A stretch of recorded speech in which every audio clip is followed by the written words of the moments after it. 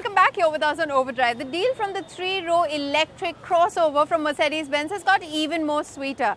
The 350 EQB now replaces the 300 with better performance and similar range. Have we caught your interest just yet? So I'm back behind the wheel of a Mercedes-Benz EQB. I know we are not driving this car for a comparison story because honestly speaking, there's hardly any competition for the EQB, right? The only competition for it comes from its own ICE sibling, the GLB, and to an extent from the highly desirable GLC. But the GLC has stopped taking orders for a while now because there's a new one coming. Should be here by Diwali this year. So in the meantime, until that new car comes out, the GLB and the EQB have been given the task to hold the fort for Mercedes-Benz India in this particular price bracket. Now these two vehicles came to the Indian market only a little while back.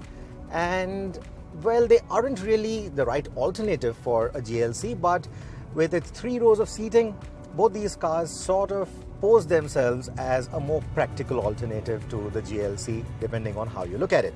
Now, when we reviewed these two vehicles a little while back, I told you that if I had to pick between the GLB and the EQB, it would be the EQB because of the kind of performance, range, the kind of clean emissions that it offers.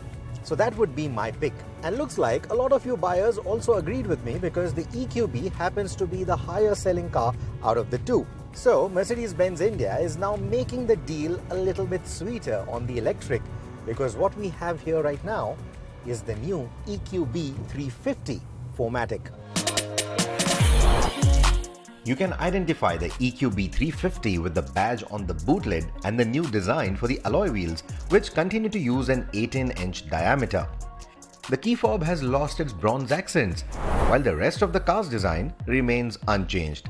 This means that you continue to get what essentially looks like a scaled-down GLS, which has 3 rows of seating, a smart and youthful-looking dashboard with multiple textures, and 2 screens, which too are scaled down compared to the screens in the GLS, but are just as feature-rich with the latest MBUX software. It also means that the driver side AC temperature readout is still hard to read. But the instrumentation will show quicker speedometer readouts because the EQB 350 is a faster car than the 300. I was anyway quite impressed with the performance of the EQB 300, but the 350 pushes that envelope further. The 0 to 100 time for this car is 6.2 seconds, 6.8 seconds tested. And that's quite quick. That's quicker than the 300. Almost 2 seconds quicker to be precise. Of course, stepping hard on the throttle isn't something expected of someone driving a practical 3-row electric crossover. But the quicker acceleration is addictive and aids with easier overtakes as well. Being heavy on the right foot doesn't seem to affect the range all that much either. This is astonishing considering that the 350 uses the same 66.5 kWh battery pack as the 300.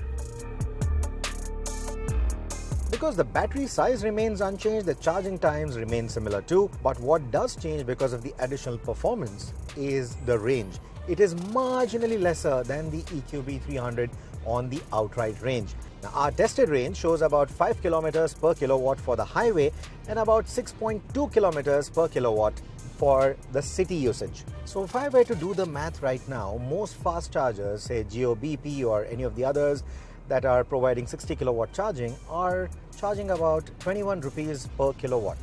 So that means you can get that kind of range, you can do that kind of driving with about 1500 bucks of recharging in a Mercedes-Benz. I don't think I've ever paid that little money for road tripping in a Mercedes-Benz ever.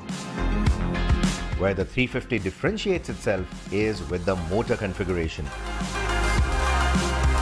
The EQB 350 4MATIC runs a dual motor setup, so you have the more complex, the costlier, the more accurate permanent magnet synchronous motor powering the rear wheels because this is predominantly a rear wheel driven car. So most of the driving is taken care of by this more complex motor.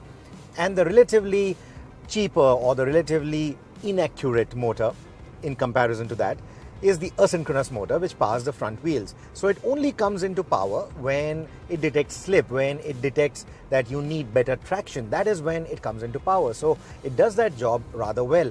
So here Mercedes-Benz is able to give you very good performance when it's predominantly driving in the rear-wheel drive mode, and then when there is need for better grip you always get more traction from the front motor. You also get more performance.